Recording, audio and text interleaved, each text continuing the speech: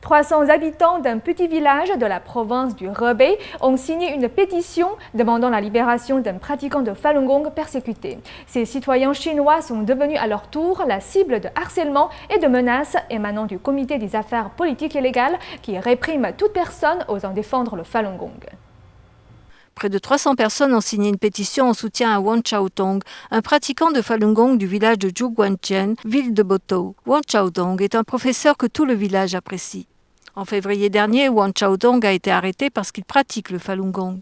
Le 25 février dernier au matin, près de 40 agents de service de police de Botou ont fouillé la maison de Wang Xiaotong et confisqué des biens lui appartenant, dont 20 000 yuan en espèces, sans présenter aucun document légal. La police a menacé aussi Wang Xiaomei, la jeune sœur de Wang Xiaotong, lui ordonnant de payer 20 000 yuan sous peine d'être emprisonnée.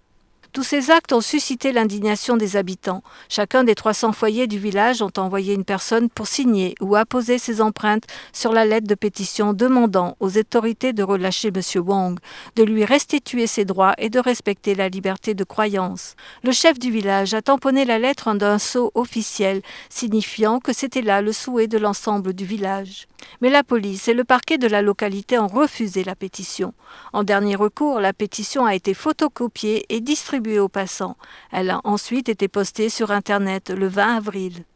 Suite à ces événements, le 23 avril, une dizaine d'agents de la sécurité intérieure se sont rendus au village. Ils ont cherché qui avait signé la pétition et ont demandé à récupérer l'exemplaire original. Le lendemain, une dizaine de signataires ont été convoqués. Ils ont été filmés et forcés à se rétracter. Ils ont aussi été forcés à signer une carte diffamant le Falun Gong. Sous la persécution, les membres de la famille de Wang Xiaotong ont adressé une lettre aux concitoyens pour les remercier de la pétition.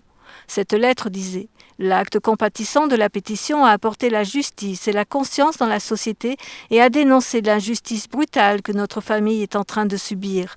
Votre compassion bienveillante vous apportera un avenir radieux. » Nouvelle NTD.